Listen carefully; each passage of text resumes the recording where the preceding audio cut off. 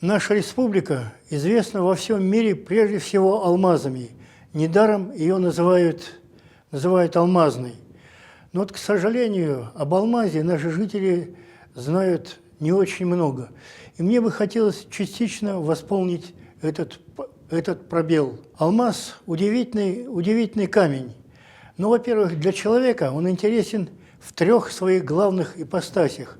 Первое, о которой известно всем, это драгоценный камень. Но о драгоценных камнях знают много. Я скажу только пару слов об одном качестве алмаза, как драгоценного камня, о компактности для перевозки драгоценностей. Известный английский гемолог Уорд как-то сказал, чтобы перевести $1 миллион в однодолларовых купюрах потребуется тюк кубического размера, ну, с длиной куба примерно 1,2 метра. Весить он будет больше тонны. Недавно промелькнуло сообщение, что был продан алмаз розовый, это редкий алмаз, по-моему, 69 каратов, если не ошибаюсь, продан он был за 70 миллионов долларов. Вторая ипостась – алмаз несет сведения о физико-химических процессах, некогда происходивших на больших глубинах 150-200 километров. Известный советский геолог Владимир Степанович Соболев, предсказавший наличие алмазов в Якутии, сказал, что благодаря алмазу мы знаем больше о процессах, о ситуации вот на этих глубинах, нежели на более мелких, 30-50 километров.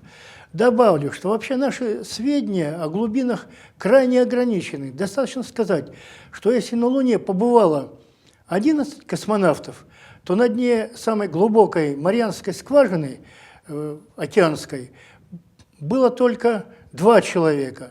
Алмаз в силу особенностей кристаллической решетки, других особенностях, он несет сведения о процессах, которые нам недоступны, которые мы не можем даже воспроизвести, поэтому они особенно ценны.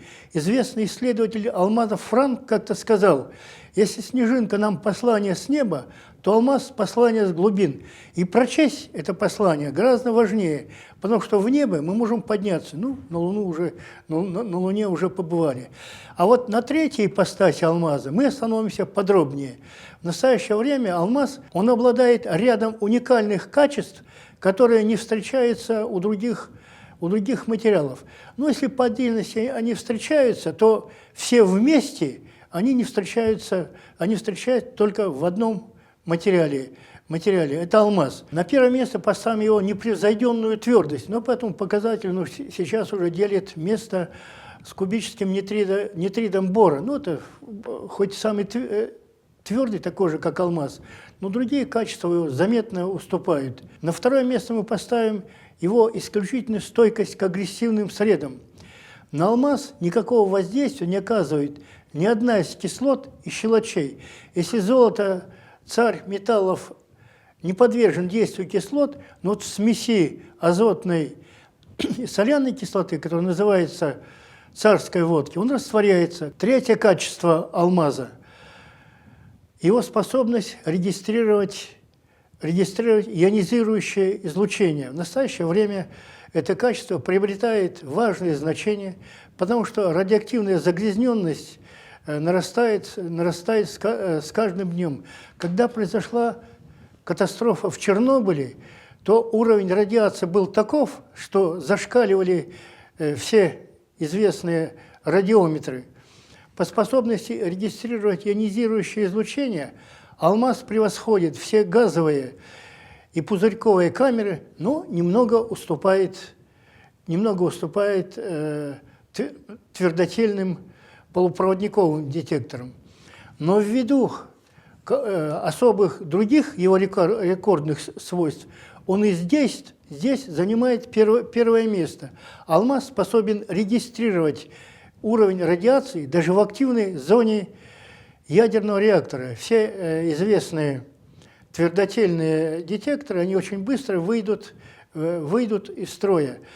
А в настоящее время приобретает значение уже постоянное слеживание уровня радиации на околоземной орбите. Ясно, что там, значит, рабочий элемент в детекторе поменять невозможно. И здесь алмаз, как счетчик радиоактивности, выходит на первое место. Четвертое качество алмаза – низкий коэффициент трения. И, как ни странно, алмаз более известный как самое известное абразивное вещество, он может снижать коэффициент трения, если его добавить в масла.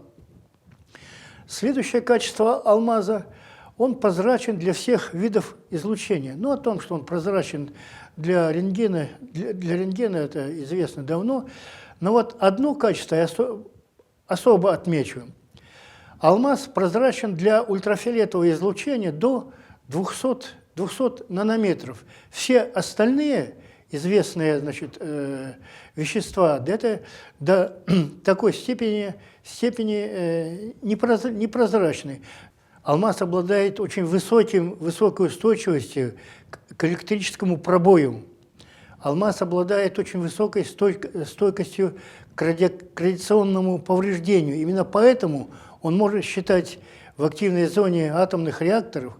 Именно поэтому он не знает себе соперников среди других твердотельных регистраторов. И, наконец, крайне важное для современной промышленности качество алмаза. Некоторые его разновидности являются полупроводниками. Да. Если мы посмотрим на периодическую таблицу элементов Менделеева, то в четвертый столбец начинается углеродом, затем кремний, германий, серое олово. Германий и кремний – это известные полупроводники. Олово существует в двух модификациях. Обычное металлическое олово и полупроводниковое серое олово. У алмаза ширина запрещенной зоны 5,5 электрон-вольт, у кремния 1,2, у германия 0,8, у серого олова 0,6 электрон-вольт. Способность к полупроводниковым свойствам проявляет только небольшая часть алмазов. Все остальные алмазы, 99,9%, это изоляторы. У них сопротивление 10 в 12, 10 в 16 степени Ом на сантиметр. У полупроводниковых изоляторов меньше 10 в 5 степени до первых сотен Ом на сантиметр. К сожалению, они же являются самыми дорогими бриллиантами. Самыми дорогими бриллиантами являются бесцветные алмазы. По мере повышения желтого или коричневого цвета стоимость снижается. Но алмазы, обладающие редким цветом, я уже говорил о розовом бриллианте, проданном за 70 миллионов долларов, они стоят еще дороже бесцветных. Но самые дорогие – это алмазы синего цвета. Как ни странно, алмазы бывают такого цвета. Один из таких алмазиков весом 5,5 каратов в нашем бриллиантовом в алмазовом фонде России. Там, значит, брошь с навершием из алмаза синего цвета. Есть подозрение, что это отрезок от алмаза Хоуп. Известен алмаз 44,4 карата, он хранится в одном из университетов Америки. Его никто не покупает, потому что он обладает зловещей репутацией. Все владельцы этого алмаза покончили плохо. Это Карл II, это королева Антуанетта, русский князь, который купил своей любовнице этот бриллиант. Она его бросила и покончила плохо. Сам он разорился и так далее. Вообще говоря, вот считается, что алмазы приносят счастье в одном единственном случае. Только тогда, когда их вам дарят. А когда вы сами покупаете, то, значит, они могут и быть не очень счастливыми. Вот алмаз, как полупроводник, сейчас привлекает пристальное внимание специалистов, занятых в области электроники.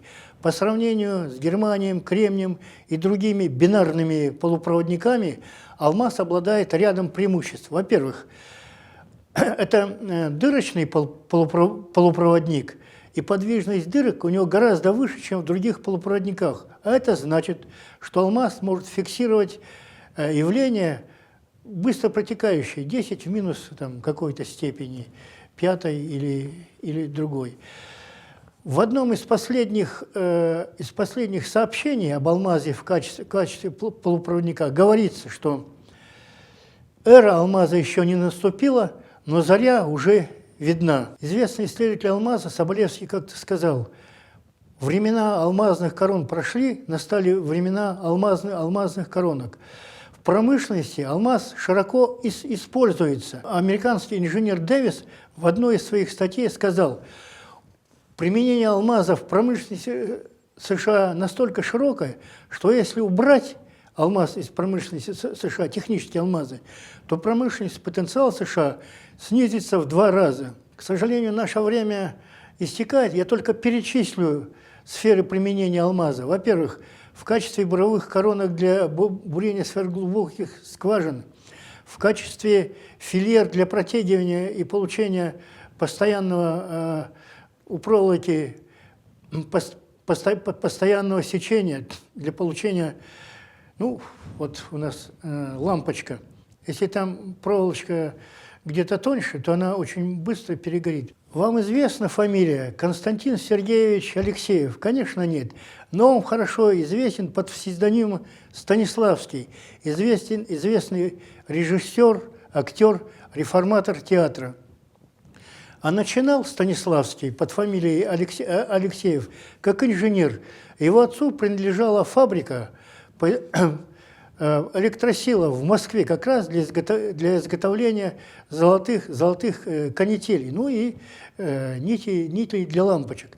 И вот филеры очень быстро выходили из строя. Константин Сергеевич поехал в Париж и получил, значит, информацию, попрактиковался по изготовлению алмазных филер.